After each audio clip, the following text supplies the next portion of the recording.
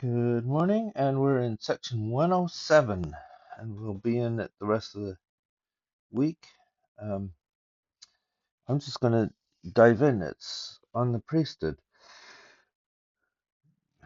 and this is we'll read Revelation on the priesthood given through Joseph Smith, the prophet, in Kirtland, Ohio, about April 1835. Although this section was recorded in 1835, historical records affirm that most verses 60 through 100 incorporate a revelation given through Joseph Smith on November 11th, 1831. We start to see um, that as they brought all these revelations together, that with more information they would put it all together in a certain way to fit a certain way. And this is one of those examples where something was given in 1831, but it fits with the revelation that they're getting in 1835 as well. And so Joseph Smith says, hey, this fits together. This section was associated with the organization of the Quorum of the 12 in February and March of 1835. The prophet likely delivered it in the presence of those who were preparing to depart May 3rd, 1835, on their first quorum mission. So remember, we've got the quorum of the 12, um, and one of the things that this is a lot about is they have the authority that they need to organize things, but they're also pretty much missionaries um, at this point, um, with the authority to organize branches and call people to different things. You see that it's going to be quite a long thing just from the introduction parts there. And he starts right out. There are in the church two priesthoods, namely the Melchizedek and Aaronic, including the Levitical priesthood. So he keeps going between Aaronic and Levitical, showing that they are considered the same priesthood, or at least the Aaronic includes the Levitical priesthood. So um, we don't talk about it being the Levitical priesthood as much as the Aaronic priesthood. Why the first is called Melchizedek priesthood is because Melchizedek was such a great high priest. Before his day, it was called the holy priesthood after the order of the Son of God.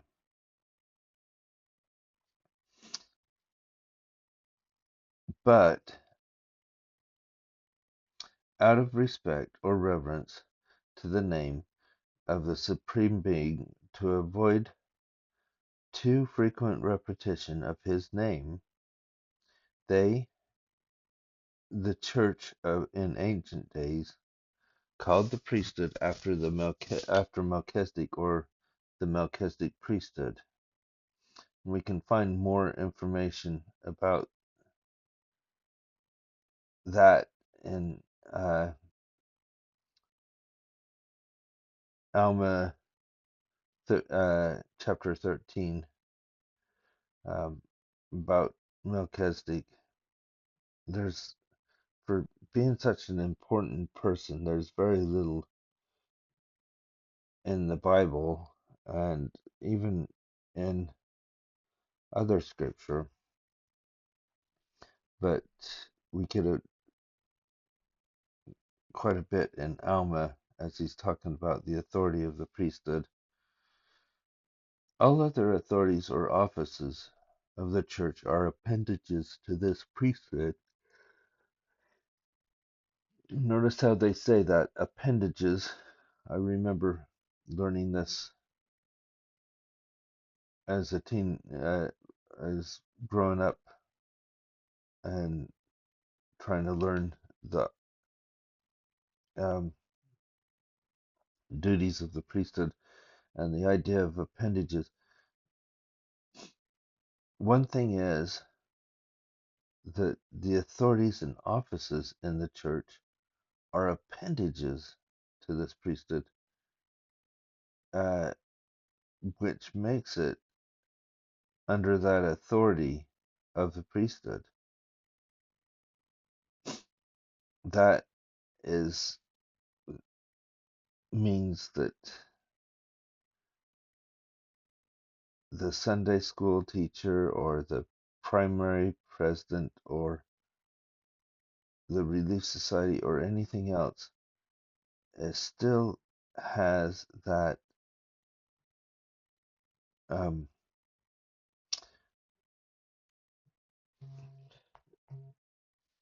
the authority given through the priesthood, not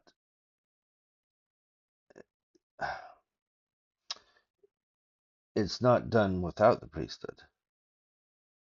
None of these organizations are done without the priesthood. They have their appendages to that. Um,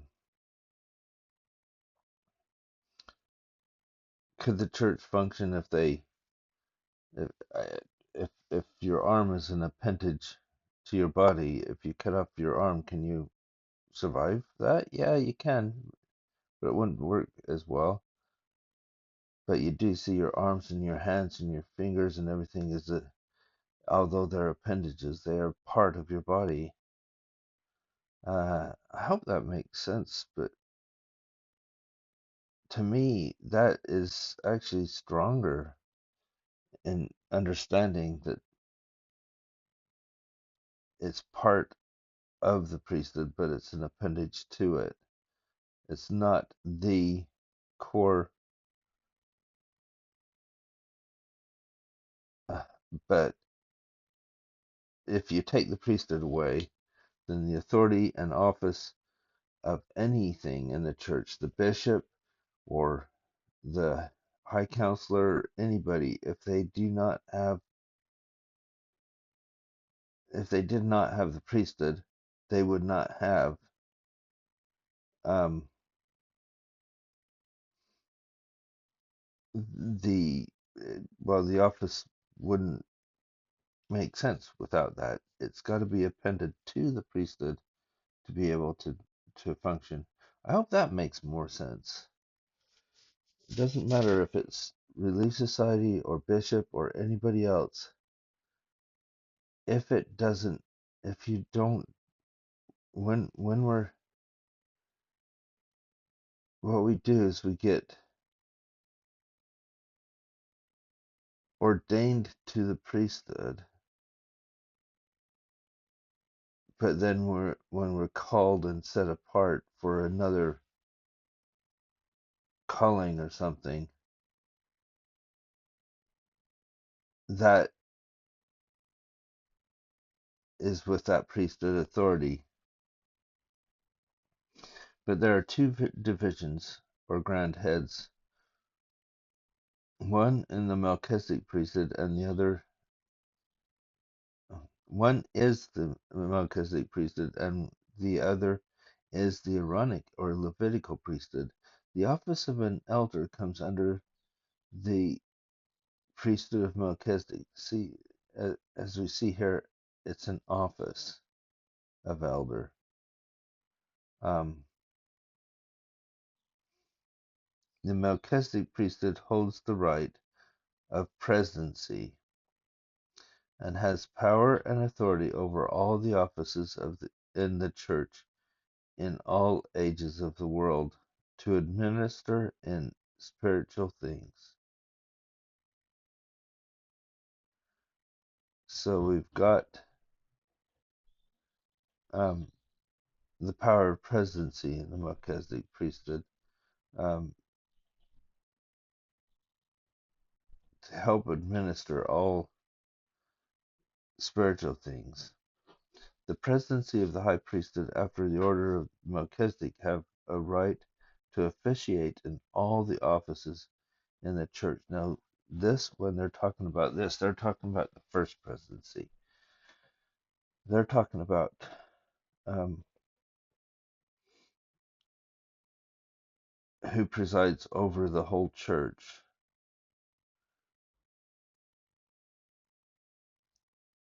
High priests, after the order of Melchizedek, have a right to officiate in their own standing. Now they're talking about those who officiate in different positions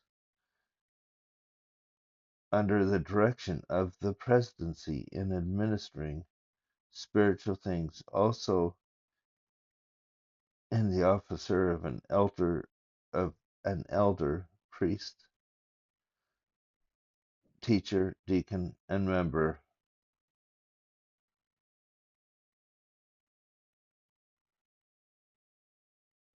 So this is letting us know we've got the first presidency, then we've got an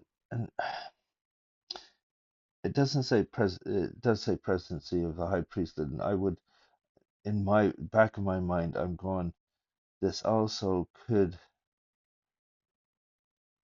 be at least in their capacity as high priests, um, stake presidents, but only in their capacity. This here is talking about all the offices of the church, um, throughout the church. But if you look at a stake president, um, they have the right to officiate in all the offices of the church in their stake. Um, which I guess is goes to 10 again, where it says have the right to officiate in their own standing. However, it just seeing that there is that um, ability to officiate in those things, but all of them are under the direction of the presidency.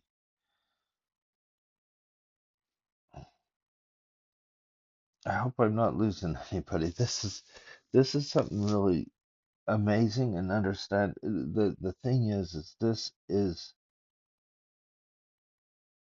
so important to understand when it comes. This is understanding what the priesthood does and is, in the church, how it works, and that and this of course is given to help set up the church in a way that they're ready for the higher ordinances in the temple as well. And all of this, one of the things it says in the Come Follow Me manual to remember is where is Christ in this? What is this? Remember that Christ is the one that gives us this power. This is not something that we have, but he officiates, he helps us understand our roles in this. He It is through him and his atonement that we can actually have this power in the first place at any time.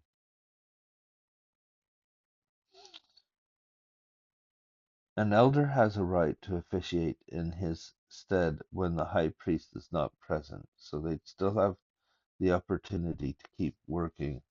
Often we look at that in terms of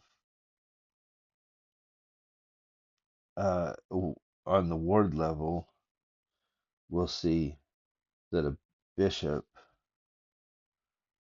will preside over the ward. He is a high priest, and his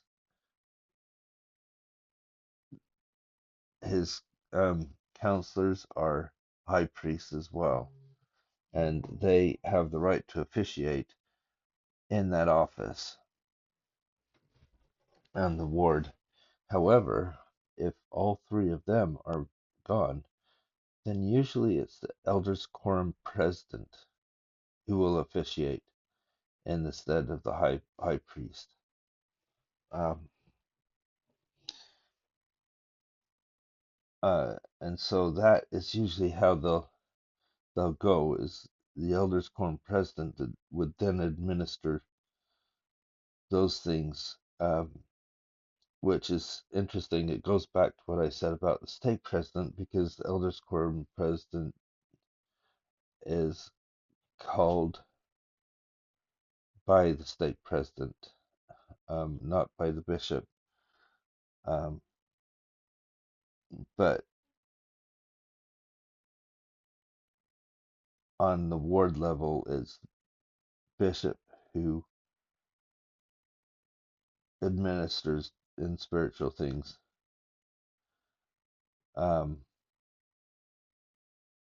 or officiates in that capacity to administer. Um, so here we have the high priest and elder are to administer spiritual things agreeable to the covenants and commandments of the church. They have a right to officiate in all these offices of the church when there are no higher authorities present,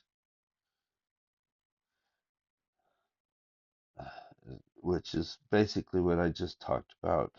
Um, the second priesthood is called the priesthood of Aaron because it was conferred upon Aaron and his seed throughout all their generations. Why is it called the lesser priesthood? Because it is an appendage to the greater priesthood. We already talked about appendages, um, or the Melchizedek priesthood, and has the power of administering outward ordinances. The bishopric is the presidency of this priesthood and holds the keys and authority of the same. So, in this sense, the bishop might be a high priest, but the bishopric, in its roles and responsibilities, they have kind of that dual thing where they've got the um, authority over the ward, but they also preside and are part of the Aaronic priesthood and has the keys or authority of the same.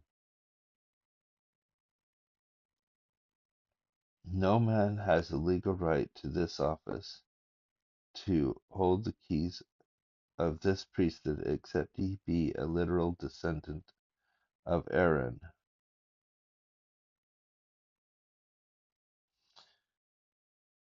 But as high priest of Melchizedek priesthood, as a high priest of the Melchizedek priesthood has authority to officiate in all lesser offices, he may officiate in the office of bishop when no literal descendant of Aaron can be found, provided he is called and set apart and ordained by this power,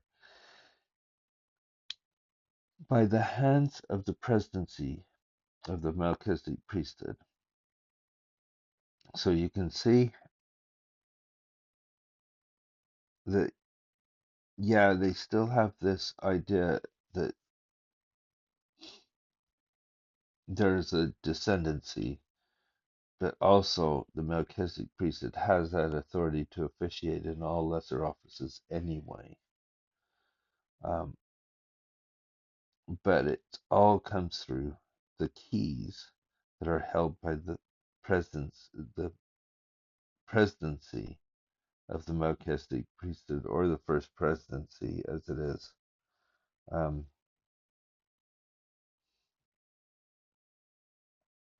and as such, because all of this comes through the bishop is over the Aaronic priesthood, and he becomes the president of the priest quorum. And then there's two other presidents that he presides over, but are presidents of the teachers quorum and the deacons quorum. And usually the counselors in the bishopric will be responsible for each of those quorums. Um, as What I mean responsible is that they'll be advisors to the quorum presidents, and the quorum presidents have their power and authority, but they always are presided over by the bishop as the Aaronic priesthood, uh, president of the Aaronic priesthood.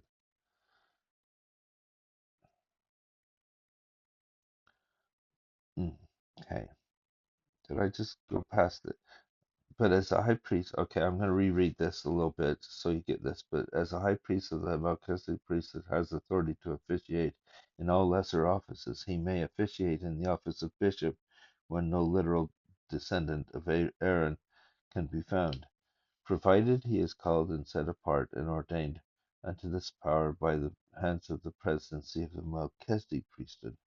The power and authority of the higher or Melchizedek priesthood is to hold the keys of all spiritual blessings of the church.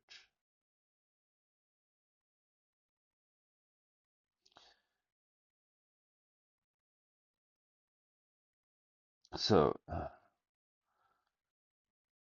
this is making it clear that the um, Melchizedek priesthood holds all the keys, but specifically the presidents will.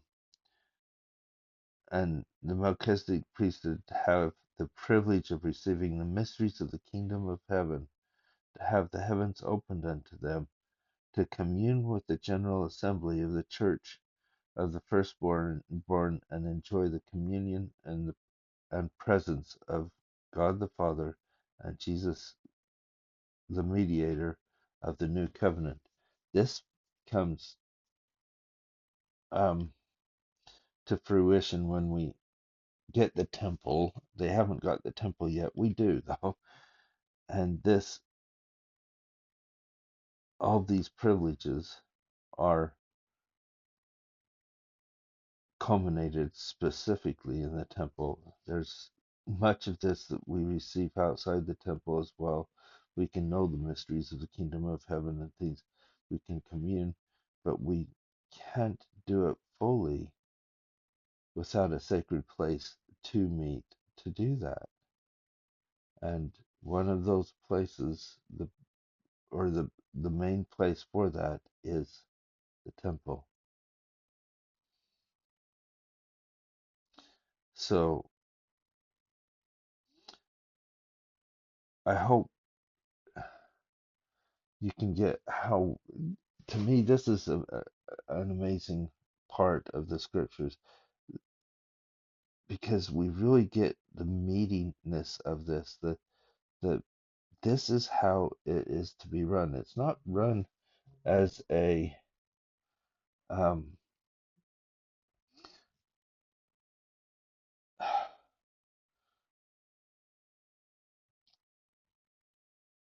as a political type of thing. It's not to be like that. And these offices work together to help the Spirit of the Lord and the power of God disseminate the whole church, no matter whose calling it is. If it's nursery leader, they still have the authority in their calling. I don't think that's the right term. Is we've come to the point where semantics really means a lot in the church, as I don't know if it's the right word to say authority. Authority usually is put with which priesthood you have, and as we see here, um, but they have the power of the priesthood in their calling to do what they need to do in those callings. They're set apart by the priesthood to do their work, and therefore they are able to commune and have the heavens opened unto them as necessary. As I've been able to have different callings in the church, I have been able to have different um, blessings to be able to fulfill that calling. Um, and all of this comes because I've been set apart for those callings through the priesthood. And I hope you can understand those things, that we do have the ability to to use the priesthood no matter who it is in the church and what your calling is, what you're assigned and what you're called to do. The Lord will bless you, and it's because of his priesthood. But how that priesthood is organized is very important, because it helps us know where um, that there's order, and order is very important in this, uh, so that I don't just all of a sudden say, "Hey, I've got a revelation for the whole ward, and I'm going to share it to everybody, and they're going to have to follow me." It doesn't work that way, um,